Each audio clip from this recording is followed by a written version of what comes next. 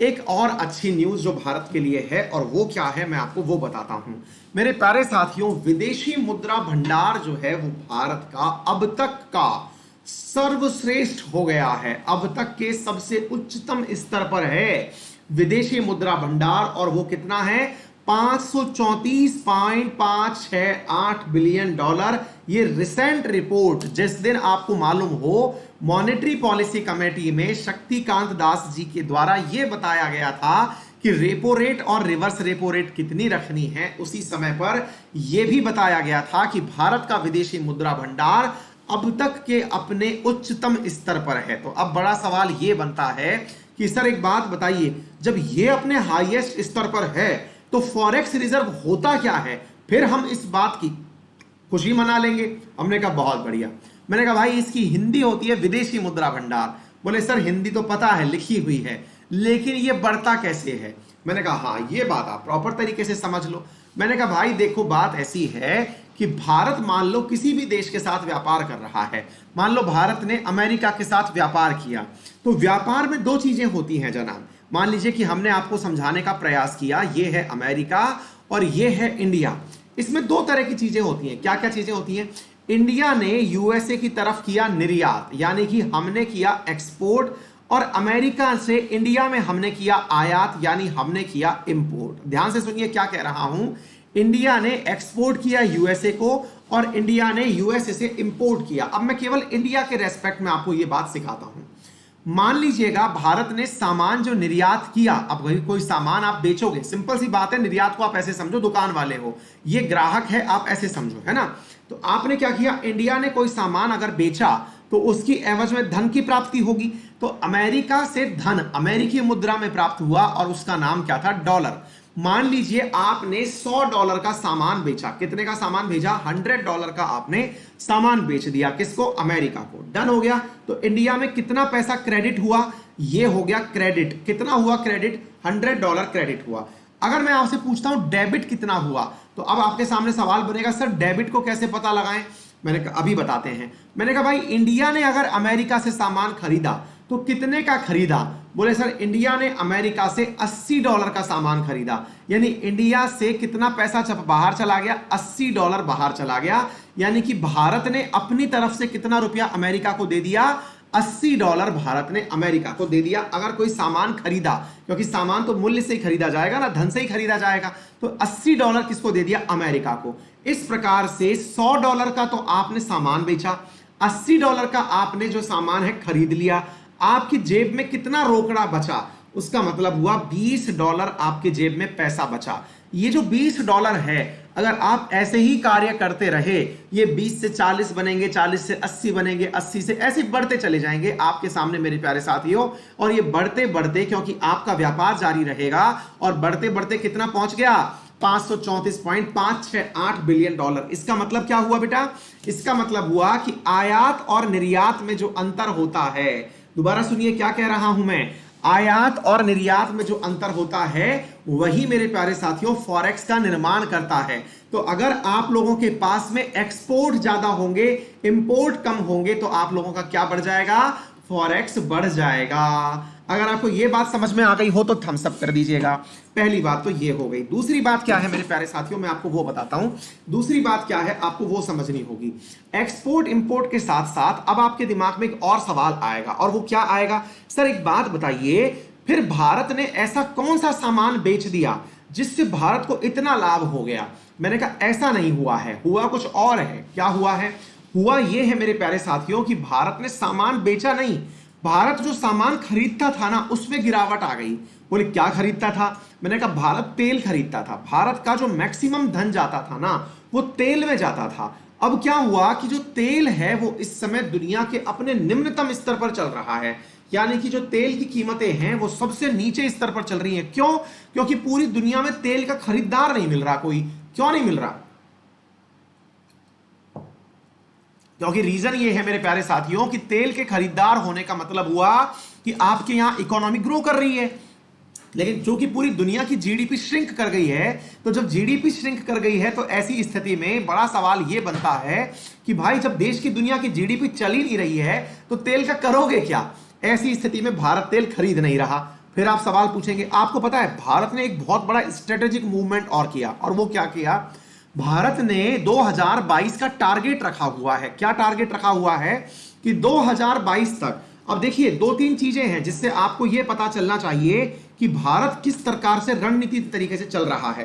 देखो भाई, आप लोग बताओ कि अगर हमने इंपोर्ट किया तेल का इंपोर्ट करते हैं हम, विदेशी मुद्रा का भुगतान करते हैं। तेल के इंपोर्ट से होता क्या है, तेल के इंपोर्ट से इंडस्ट्री चलती है, भाई इंडस्ट्री चलती है ना तेल से। अच्छा, दूसरा वाहन चलते हैं, आपके जो व्हीकल्स हैं, रेलवे है, ये सब किससे चलती है, ट्रेन से चलती है। अच्छा, लेकिन आपको जान के आश्चर्य होना चाहिए, खुशी होना चाहिए कि भारत ने एक बहुत तगड़ा मिशन शुरू किया हुआ है, और उसका नाम क्या है मेरे प्यारे साथियों, 175 गीगावाट एनर्जी हम रिन्यूएबल एनर्जी से पैदा करना शुरू कर देंगे वर्ष 2022 तक। 2022 में भारत के पास 175 गीगावाट एनर्जी होगी। 175 गीगावाट कितनी होती है, मैंने कहा प्यारे साथियों, जितनी भी ऊर्जा आवश्यकता है इतनी बचा भी लोगे, इसके बाद बेच भी सकोगे, इतनी होती है ये। बोले अच्छा, बोले 175 गीगावाट एनर्जी पैदा कर लेंगे, ये कौन सी एनर्जी, मैंने कहा बिजली। बोले सर बिजली का करेंगे क्या हम, बिजली से हमको क्या लेना देना, हमको तो तेल चाहिए, बिजली से कुछ थोड़ी होता है। अरे मैंने कहा माननीय, आपको समझना होगा बिजली का जो मेन मकसद है वो आप लोगों के लिए वाहन चलाने में है। और बोले सर वाहन तो बिजली से कहां चलते हैं, वो तो रिक्शा चलता है। अरे मैंने कहा भाई रिक्शा चलता है, लेकिन भारत सरकार की एक योजना आई हुई है जिसे हम फेम स्कीम कहते हैं मेरे प्यारे साथियों। फेम पॉइंट 1, फेम स्कीम 2, ये दोनों स्कीम 2015-2019 में आई हैं। इन स्कीम्स में मेरे प्यारे साथियों किस चीज का ख्याल रखा गया है कि किस प्रकार से इलेक्ट्रॉनिक व्हीकल्स को प्रमोट किया जाए। मेरे प्यारे साथियों, हाल ही में दिल्ली सरकार ने एक जबरदस्त इनिशिएटिव लिया है। दिल्ली सरकार के अरविंद केजरीवाल जी ने हाल ही में दिल्ली में इसी के तहत यानी कि अपने यहां पर इलेक्ट्रॉनिक व्हीकल पॉलिसी जारी की है। कहां पर, दिल्ली में। और इलेक्ट्रॉनिक व्हीकल पॉलिसी जो दिल्ली में जारी की गई है उसमें 3 साल का टारगेट रखा गया है। 3 साल का टारगेट किस बात का रखा गया है, टारगेट इस बात का रखा गया है कि 3 साल तक हम सब्सिडी देंगे वाहन खरीदने पर, और अपना जो भी व्हीकल है, बसेस हैं, ट्रक्स हैं, या फिर जो ऑटो रिक्शा, टेम्पो हैं, वो आने वाले 3 साल के अंदर अंदर हम पूरी तरह से उनमें से आधे व्हीकल ऐसे होंगे जिन्हें हम इलेक्ट्रॉनिकली मॉडिफाई कर देंगे, यानी कि उनको हम बिजली से चलाना प्रारंभ कर देंगे। तो जरा सोच के देखिए भारत का भविष्य कितना सुनहरा है। अगर भारत इसी प्रकार से आगे चलता रहा, अरविंद केजरीवाल जी ने कहा है कि हम आने वाले टाइम में विद इन 1 ईयर और विद इन 3 ईयर हम पूरे दिल्ली के अंदर 3 किलोमीटर पर, हर 3 किलोमीटर पर एक चार्जिंग स्टेशन स्थापित कर देंगे जहां पर इलेक्ट्रॉनिक व्हीकल चार्ज हो सकेगा। उनका एक और अच्छा दावा यह भी कहा गया है कि कोई भी गाड़ी अगर आप परचेज कर रहे हैं और अगर वो इलेक्ट्रॉनिक है तो उस पर 1.5 लाख रुपए तक की सब्सिडी है अगर कार परचेज करते हैं। और अगर आप अपनी डीजल कार और पुरानी कार देकर के उसे परचेज करते हैं तो डीजल कार और जो उसका मूल्य है पेट्रोल कार का, उस मूल्य के अतिरिक्त भी आपको उसे कबाड़े में बदलने का भी मूल्य दिया जाएगा। इसके अलावा यह भी कहा गया है कि जितने भी दिल्ली के बनने वाले जो सेंटर्स हैं, दिल्ली के अंदर बनने वाले जो क्या कहते हैं उसको, पार्किंग स्टैंड हैं, उनको लाइसेंस ही तब मिलेगा जब उसके अंदर एक निर्धारित जगह इलेक्ट्रॉनिक व्हीकल्स की होगी। मेरे प्यारे साथियों, जरा सोच के देखिए अगर पूरे देश में ऐसा हो गया और जब लाइट हमारे पास पर्याप्त मात्रा में हुई, और तो और रिक्शे वालों से कहा गया है कि तुम्हें तो परमिट लेने की भी जरूरत नहीं है, बस खरीदो और चल दो। कहने का मतलब यह है कि दिल्ली को पर्यावरण के अंदर पॉल्यूशन मुक्त करने का सबसे बेहतरीन जो विकल्प है वो यहां पर पॉलिसी के रूप में आ चुका है। भारत सरकार ऑलरेडी इस पॉलिसी को समर्थन दे चुकी है। मेरे प्यारे साथियों, भारत सरकार 10,000 करोड़ फेम स्कीम 2 के तहत पूरे देश में आवंटित कर रही है ताकि ऐसा कार्य हो सके। तो आप सोच के देखिए, हर चीज को आप इस नजरिए से सोचिए कि अगर तेल का आयात कम हुआ तो उसका विकल्प के रूप में बिजली का उपयोग हुआ, और बिजली का उत्पादन तो मेरे प्यारे साथियों हम रिन्यूएबल तरीके से कर ही रहे हैं, जिसमें 100 गीगावाट तो केवल सोलर लाइट से पैदा हो रहा है। 65 गीगावाट मेरे प्यारे साथियों, आप लोग मतलब इस प्रकार से सोच के देखिए, 65 gigawatt, 60 gigawatt, 100 gigawatt, 60 gigawatt, 10 gigawatt और 5 गीगावाट। 60 विंड से आप पैदा कर रहे हैं, 10 हाइड्रो इलेक्ट्रॉनिक से कर रहे हैं, हाइड्रो से कर रहे हैं, 5 आप बायोमास से कर रहे हैं। तो मेरे प्यारे साथियों, देश के अंदर जब इतनी बिजली होगी तो हमारा ऑटोमेटिक इंपोर्ट एक्सपोर्ट का जो बिजनेस का मेंटेन है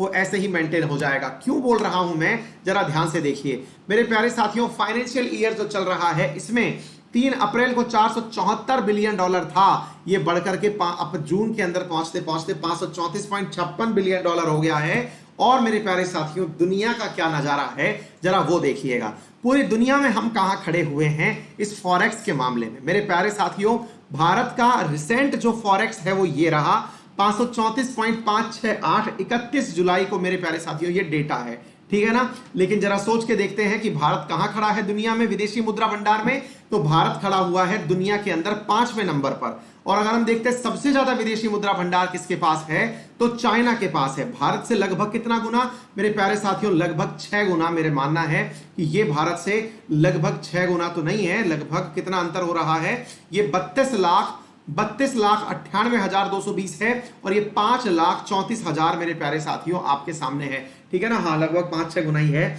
इतना ज्यादा मेरे प्यारे साथियों इनके पास में क्या है, चाइना के पास फॉरेक्स रिजर्व है। इसके बाद जापान आता है, फिर स्विट्जरलैंड आता है, फिर रशिया आता है। रशिया और इंडिया की अगर हम बात करें तो इंडिया ज्यादा पीछे अब नहीं रह गया है। यह बात हम लोगों के लिए एक प्राउड का विषय है। भारत सरकार के द्वारा उठाए गए कदमों में एक सराहनीय प्रयास कहा जाएगा। आगे बढ़ते हैं मेरे प्यारे